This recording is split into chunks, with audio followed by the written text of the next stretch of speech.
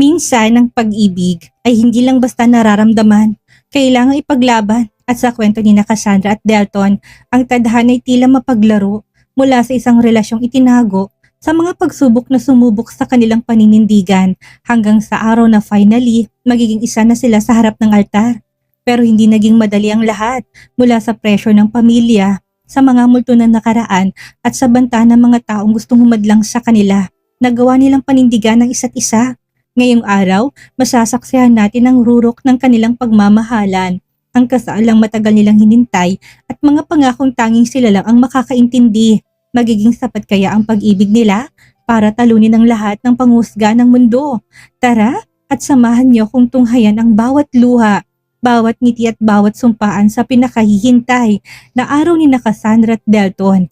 Ito ng part 77, ang araw kung saan ang mahal kita ay magiging habang buhay na tayo magsasama. Simulan na natin.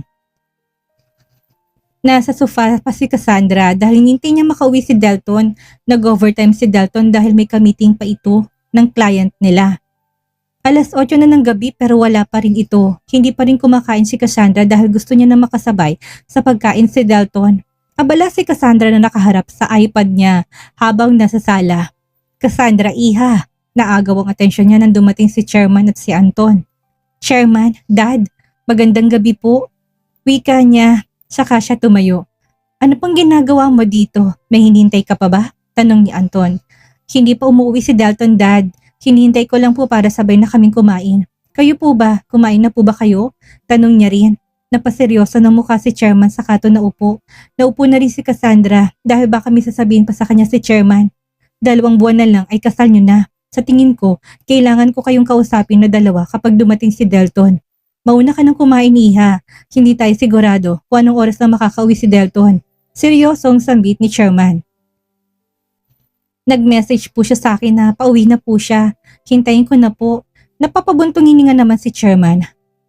Magalang na sagot ni Cassandra. Masaya siyang makita kung gaano kamahal ni Delton at Cassandra ang isa't isa.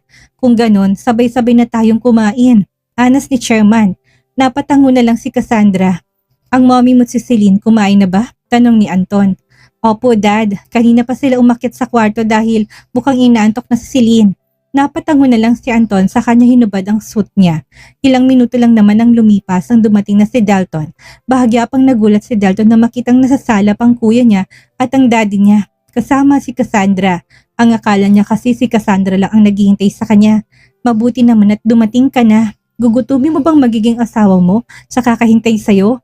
Paninermo ni Chairman kay Delton. Napatingin si Delton kay Cassandra. Pasensya na, Dad, ginabi na kasi yung client namin kaya hindi na umpisahan kaagad ang meeting. Tanging sagot ni Delton sa kanyang initian si Cassandra nang magtagpong mga mata nila. Matagal ka nang nasa business industry, Delton. Walang kasiguraduhan kung anong oras ka makakauwi. Sa susunod, hayaan mo nang maunang kumain ng asawa mo. Hindi yung hihintayin ka pa niya bago kumain. Chairman, ako naman pong naghintay. Gusto ko lang pong sabay kaming kumain, sabat ni Cassandra. Dahil yun naman talagang totoo. Gusto niyang sabay sila ni Delton. Delton, umuwi ka na muna sa penthouse mo. Akala mo hindi ko alam na tumatakas ka para pumasok sa kwarto ni Cassandra. Hindi pa kayo kasal. Habang naghahanda kayo para sa kasal ninyo, maghiwalay na muna kayong dalawa. Dito sa amin si Cassandra at ikaw naman, umuwi ka sa penthouse mo. Bagsak ang balikat ni Delton sa narinig. Dad, wala na tayo sa sinaunang panahon para maniwala pa kayo sa mga kasabihan. Pagrereklamo ni Delton. Masama naman siyang tinignan ni Chairman. Nagrereklamo ka? 2 buwan na lang ang kailangan mong hintayin, Delton. Hindi mo pa magawa. Angil ni Chairman. Napapakamot na lamang si Delton sa batok niya. Hindi naman makasagot si Cassandra dahil desisyon pa rin ni Chairman ang masusunod. Simula bukas, umuwi ka na muna sa penthouse mo. Pwede mo namang sunduin at ihatid si Cassandra dito. Pero hindi ka pwedeng matulog dito. Pagkatapos ng 2 buwan at ikinasal na kayo, malaya kang iuwi siya at dalhin kahit na saan mo gustuhin. Pinalawikan ni Chairman saka tutumayot nagtungo na ng kusina. Kumain na kayo kung nagugutom na kayo. Pahabol pa ni Chairman bago tutuloy yung nakapasok ng kusina. Naiwan naman si Delton at Cassandra sa sala. Babe, tila batang pagsusumbong ni Delton. Bahagya na lang nang umiti si Cassandra sa kanya nilapitan si Delton. 2 buwan lang naman, wala tayong magagawa sa desisyon ni Chairman. Sumunod na lang tayo bago pa niya dagdagan ng parusa natin. Napapadabog na lang si Delton na parang bata sa sahig. Sumunod na silang dalawa sa kusina pero hindi pa rin matanggap ni Delton na hindi niya makakatabi ng 2 buwan si Cassandra. Tahimik lang silang kumakain hanggang sa nagtanong si Chairman kay Delton. Silang mag-aama na nag-uusap habang tahimik si Cassandra na nakikinig sa kanila. Kumusta palang paghahanda ninyo para sa kasal? Pag-iba ni Chairman sa usapan makalipas ang ilang minuto. Okay naman po, Chairman. Nakausap ko na po mga organizer at planner. Sa designer naman po si Jeric na nakuha namin. Ang company po natin ang bahala sa lahat ng isusuot ng mga bridesmaids at everything po. Sagot ni Cassandra, napangiti si Chairman dahil maging siya excited na dahil sa wakas ay makikita niya ng bunso niyang anak na ikakasal. Mabuti naman kung ganun. Kapag may kailangan pa kayo, huwag kayong mahiyang magsabi sa akin. Huwag kang magpapaka-stress, iha. Naintindihan mo ba?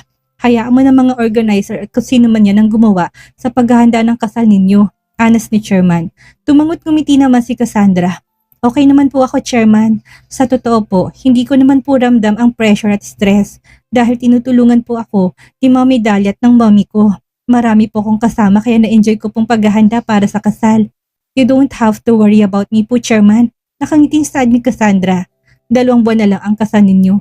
Simula ngayon, sanayin mo ng sarili mo na tawagin akong dad at wag ng Chairman. Bigla namang nahiya si Cassandra. Napatingin din siya kay Anton. Natawa naman si Anton. Okay lang naman, Cassandra. Kung saan ka komportable na tawagin ako ay okay lang. Kuya man o dad, it's fine. Honest ni Anton. Nahiyang ngumiti si Cassandra saka siya bahagyang yumuko. Pero pagdating sa akin, you should call me dad. Hindi naman pwedeng lolo dahil anak kong mapapangasawa mo. Nagtawanan silang apat habang kumakain. Nahihiyaman pero tumango na lang si Cassandra. Sige po, sagot niya. Nagpatuloy silang mag-usap-usap hanggang sa matapos silang kumain. Tatabi ako sa'yo ngayong gabi, babe, ha? Bulong ni Delton habang naglalakad sila paakit ng hagdan. Delton. Napatigil silang dalawa nang tawagin ni Chairman si Delton. Dad, sagot niya sa kanya ito hinarap. Saan ka na naman matutulog? Dad, please. Hayaan mo kami kahit na ngayong gabi lang. Gagawin kung gusto mo. Magtitiis ako ng 2 buwan na hindi siya makasama sa gabi. Ngayong gabi lang, please. Pakiusap niya. Napataas naman ng kilay ni Chairman. Keep your promise. Nagpapayas naman ng palihim si Delton saka siya tumango sa ama niya. Yes, Dad. I promise. Sagot niya saka siya mabilis at tumalikod at tinila na si Cassandra paakyat ng hagdan dahil baka bawiin pa ni Chairman ang sinabi niya. Hindi na nila nilingon si Chairman. Nang makapasok sila ng kwarto ay nakahinga ng maluwag si Delton. Pabagsak niyang inihigang katawan niya sa kama, saka siya bumuga ng hangin. Old school pa rin si Dad. Nakakainis naman. 2 buwan? Paano naman ako noon? 3 buwan kitang hindi nakatabi, babe, dahil sa mga nangyari sa paglilihim natin sa relasyon natin. Tapos ngayon babawalan na naman tayo. Ano ba tayo? Hindi na tayo mga bata para sa mga ganitong bagay. Shh! Nainis niyang usal, pero wala pa rin siyang magawa. Hayaan mo na, natiis mo yung 3 buwan yung 2 buwang pa kaya. Sagot ni Cassandra. Naupo na si Delton sa kama saka tinignan si Cassandra na nagtatanggal ng makeup niya. Pero miss na miss pa rin kita, babe. Sobrang tagal ng 2 buwan for me. Nakagusto niyang sambit. Bagyang natawa si Cassandra sa kanya tinignan si Delton. Mabilis na lang yon. After 2 months, habang buhay mo na ako makakasama at makakatabi. Magsawa ka. Matapisan na pangiti si Delton dahil tama naman si Cassandra. Bigla tuloy siyang na-excite. Naging seryoso na si Cassandra sa lahat ng mga ginagawa niya. Sa sobrang enjoy niya, hindi niya namalaya ng oras. Sinasabay niyang paghahanda niya sa kasal at sa mga meeting niya with their client. Come in, sagot niya nang marinig niyang katok sa pintuan niya. Nanatiling nasa laptop ang atensyon niya. Busy, sambit ng isang lalaki, napatingala naman si Cassandra. Johan, bulat na saad ni Cassandra. Mabilis siyang tumayo't niyakap si Johan. Natawa naman si Johan at niyakap din si Cassandra. Ang tagal mong nawala Loko ka, hindi ka malang nagpaalam sa akin. Saan ka ba nagpunta? Bigla ka nalang nawala. Nakangusong sambit ni Cassandra saka siya kumala sa tinignan sa mga mata si Johan. Pasensya ka na. Nagkaroon kasi ng emergency sa France kaya biglaan din yung pagalis ko. Kumusta ka na? Hindi ko akalain na sa pagbabalik ko, masasaksihan na kitang nag-ready para sa magiging kasal mo. I'm so happy for you, Cassandra. Pagkatapos ng mga nangyari sa'yo, pagkatapos masaktan ng puso mo, you deserve all the happiness.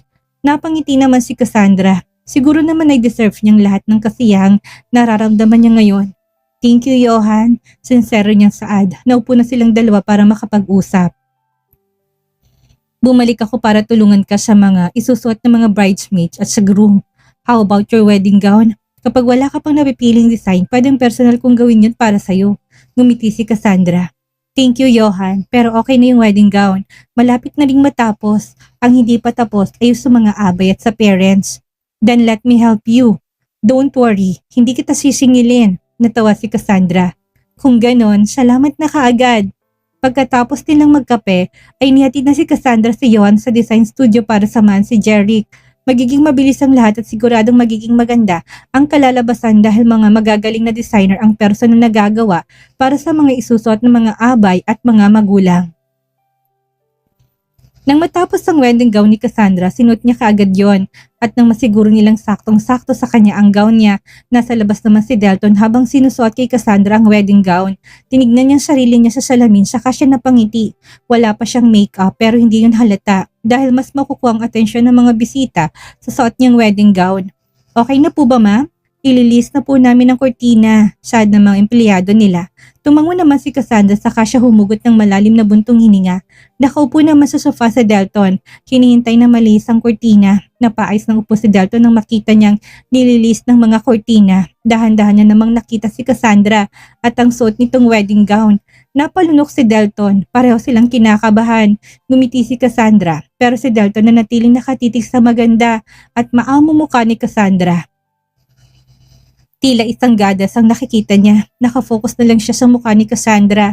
Kitang-kitang balingkinitang katawan ni Cassandra dahil yakap-yakap ng wedding gown ng katawan nito. Napatayo siya at napaayos pa siya sa suot niyang necktie dahil para bang bigla siyang nasakal. Okay lang ba? Kinakabahan na tanong ni Cassandra dahil kanina patahimik si Delton. Ngayon lang nakita ni Delton ng gown dahil gusto ni Cassandra na surprise ito. Anong okay lang? It's perfect. Bagay na bagay sa'yo. You're the prettiest woman I've ever seen. Para kang Diyosa, babe. Namamanghang usal ni Delton. Matamis na napangiti si Cassandra dahil sa nakakabusog na naman na papuri ni Delton para sa kanya. Masaya siyang malaman na nagustuhan ni Delton ang wedding gown na personal nang ginawa kasama si Jeric. Nilapitan ni Delton si Cassandra. Natutukso naman siyang halikan nito pero may mga nanonood sa kanila. Babe, nakangusong sambit ni Delton. Napatingin naman si Cassandra sa mga empleyado ng kumpanya. Ano ka ba? Hindi ka ba makapaghintay? Saka wag naman dito, mahinang sagot ni Cassandra. Nakakatukso naman kasi yung mga labi mo, babe. Kinagat na lang ni Delton ang pang-ibaba niyang labi na tila ba nang gigigil. Natatawa na lang si Cassandra. Bumalik na si Cassandra sa dressing room para makapagbihis. Tinulungan na ulit siya ng mga empleyado. Muling tinakip ng mga kortina, lalo na't nasa labas si Delton. Isang malalim na buntong hiningang pinakawala ni Cassandra nang muli niyang tignan ang sarili niya sa malaking salamin. Suot-suot niyang wedding gown niya. Tapos na siyang ayusan at naghihintay na lang ng oras para magsimulang ceremony. Sa bilis ng paglipas ng araw ay hindi nila namalayan yon. Hindi niya alam kung saan siya ilalagay ang kasiyang nararamdaman niya ngayong araw. Hawak-hawak niya mga Juliet Rose bouquet niya na niregalo ni Garrett para sa kanya. Napapangiti na lang siya dahil hindi tinipid ni Garrett ang bouquet niya. Juliet Rose is one of the most expensive flowers in the world. Halos malaki pa nga mga mata niya nang sabihin ni Garrett na siya nang sasagot sa magiging bouquet niya sa kasal. Nang bumukas ang pintuan ng kwarto niya, napatingin siya doon. Pumasok naman ang mga magulang niya kasama si Celine. Ma'am, Dad, masaya niyang sambit. Matamis namang napangiti sa kanyang mga magulang niya. Hinaplos ni Nori ang ibabaw ng ulo niya at hindi mapigilan ang pagbagsak ng mga luha niya. Ang ganda-ganda mo, anak. Sa dami na nangyari sa'yo bago mo makamit ang deserve mong kasiyahan. Masaya ako para sa'yo. Patawarin mo ko sa mga naging pagkukulang ko sa'yo. Patawarin mo sana kung pinabayaan kita at mas nag-focus ako kay Michelle. Alam kong hindi madali magpatawad, lalo na't patagal kitang pinabayaan. Pero sana pagdating ng araw, wala ka ng galit at tampong nararamdaman sa amin. Emotional na wika ni Nori. Ngumiti naman si Cassandra sa kanya hinawakan ng kamay ng kanyang ina. Okay na po yun. Kalimutan ko na yon. Ayaw ko nang ikulong ang sarili ko sa nakaraan. Masaya na po ako ngayon at yun na lang ang gusto kong isipin. Napatingin si Cassandra sa kanyang ama na may binigay tong susi sa kanya. Hindi niya alam kung anong susi yon. Alam niyang hindi yung susi ng sasakyan. Hindi namin alam kung paano kami makakabawi ng mommy mo sa'yo. Pero sana maging sapat yan kahit na papano. Binili namin yung private island na gusto mo sa Palawan. Natatandaan mo pa ba yun? Sinabi mo noon na kapag nagkaroon ng sapat na pera, bibilihin mo yun. Napaawa ang labi ni Cassandra dahil sa gulat. Are you guys serious? Hindi siya makapaniwalang usal. Natawa naman si Norit Christian dahil sa ekspresyon ng mukha ni Cassandra. Oo anak, para sa'yo yan. Simula nang ikasal ka, wala na kami binigay sa'yo. Wala rin kaming narigalo noong una kang ikinasal. Pambawi na rin sa mga panahon na wala kami sa tabi mo, lalo na tuwing birthday mo. Sagot ni Nori. Nakangiti na nakatingin sa susi ni Cassandra. Susi yun ang bicycle lang yun. How about Michelle? Tanong niya. Iniisip niya rin si Michelle. Lalo na't bumagsak ang karir nito. Nasirang pangalan niya at nawala ng trabaho. Huwag mo na muna siyang alalahanin. Mag-focus ka sa kasal mo. Honest ni Christian. Tata! Nabaling atensyon ni Cassandra kay Celine na magsalita ito. Kinaplos ng pisngi ni Celine. Nakasuot na rin to ng mini gown dahil isa sa flower girls si Celine. Magsisimula na pong ceremony in 5 minutes. Please ready po. Nagawang tensyon nila nang pumasok ang isang organizer. Si Nori at Christian na maghahatid kay Cassandra papunta sa altar kaya nahuli pang mga to. Muling bumuga ng hangin si Cassandra. Nasa labas na siya ng simbahan at hinihintay na lang na buksan ng pintuan para makapasok na siya. Halos marinig niyang lakas ng kabog ng dibdib niya dahil sa kaba na nararamdaman niya. Hindi naman itong unang beses na ikakasal siya pero mas kinakabahan siya ngayon. Marahil dahil sa labis na kasiyahan. Mrs. Chavez ka na naman Cassandra pero this time mapagmahal na asawang makakasama mo. Good luck sa panibagong buhay. Sana ito nang huli at siya na rin ang sana ang makakasama mo para bumuo ng sarili mong pamilya. Mahina niyang sambit sa sarili niya. Nang marinig niyang hudyat ng organizer ay napaangat na siya ng tingin.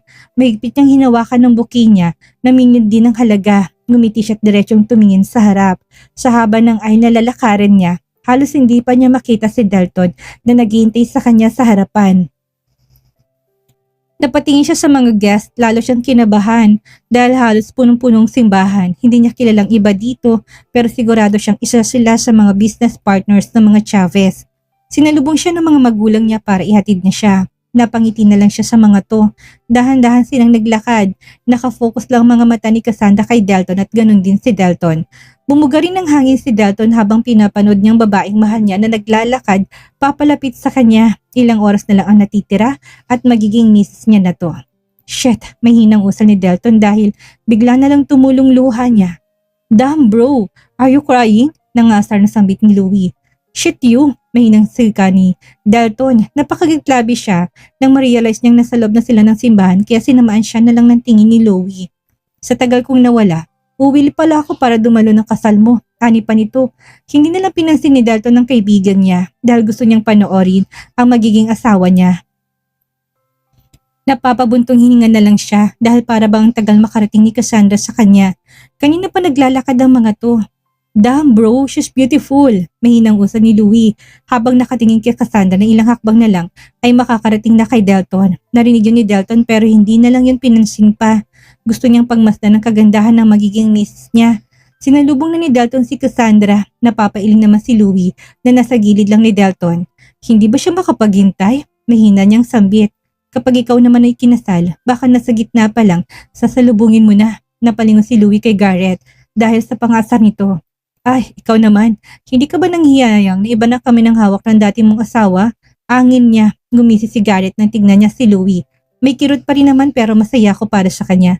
Handa akong bitawan ng mga kamay niya para lang maging masaya siya. Kasalanan ko naman dahil akong bumitaw sa mga kamay niya.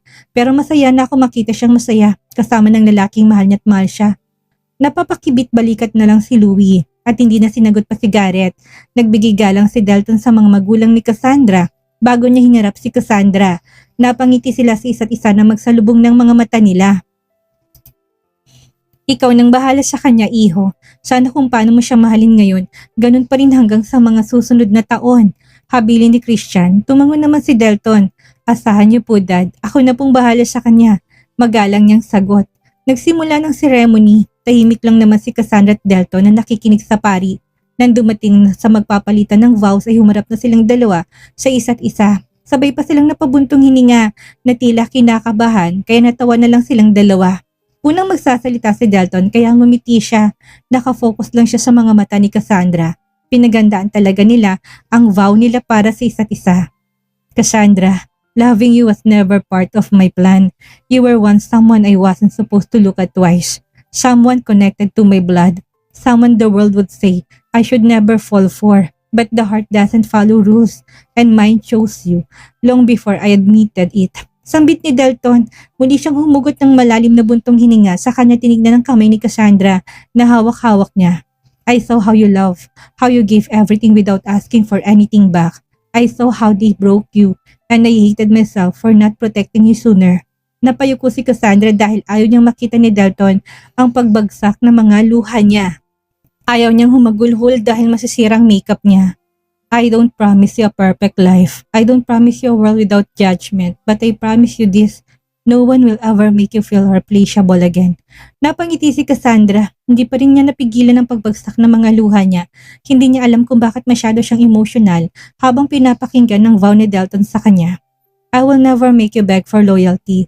I will never make you question your worth. And I will never walk away when things become difficult. Pagpapatuloy ni Dalton, tumingala si Cassandra pero dire-diretso pa rin ang pagbagsak ng mga luha niya. Napapahikbi na rin siya dahil sa labis na emosyon. Bakit mo ba ako pinapaiyak? Anas niya. Maging ang mga bisita nila naiiyak na rin. Tagos sa tagos sa puso ni Cassandra ang bawat salitang binibitawan ni Dalton. You were hurt by someone who shared my name, but I will spend my lifetime proving that my love will never resemble his. Wika pa ni Dalton, mapait nang ngumiti si Garrett. Hindi ba binanggit ang pangalan niya pero alam ng lahat na siyang tinutukoy ni Dalton. I choose you shame, not in secret but in bud, with pride. You are not by mistake, you are my courage. And from this day forward, I will be your home. I love you so much, Cassandra. Muling sambit ni Dalton para sa vow niya. Nagpupunas naman si Cassandra ng mga luha niya. Natatawa na lang siya habang umiiyak dahil hindi na humihintong mga luha niya sa pagluha. Hindi niya mapigilan dahil naalala niya kung paano siya nagmakaawa noon kay Garrett para lang wag siyang iwan. Handa siyang patawarin noon si Garrett kahit sa kabila ng panloloko pero masaya siyang makilala si Dalton at mahalin ito. Humugot na rin ng malalim na buntong hininga si Cassandra nang kumalma na siya. Sinalubong niyang mga mata ni Dalton dahil siya na rin ang magsasalita. At doon nagtatapos ang ating emosyonal na paglalakbay para sa araw na to mula sa mga luha ng nakaraan hanggang sa mga pangakong binitawan sa harap ng altar. Nasaksihan natin kung paano binura ni Dalton ang bawat sakit na iniwan ng kahapon at kung paano pinili ni Cassandra na maging matapang para sa sarili niyang kaligayahan. Kung meron man tayong mapupulot na aral sa kwentong ito ay ang katotohanan. Ang tunay na pag-ibig ay hindi duwag, hindi ito natatakot sa hatol ng mundo, hindi ito nagpapadala sa pressure at higit sa lahat, hindi nito hinayaang manatiling binanggo ng nakaraan ang kasalukuyan. Sana'y naging paalala ito sa atin na kahit gaano man kasakit ang pinagdaanan mo noon, hindi ibig sabihin ito'y handang doon ka na lang, darating at darating ang tamang panahon at ang tamang tao magpaparamdam sa'yo na worth it kang piliin at ipaglaban. Kahit gaano pa kahirap ang sitwasyon.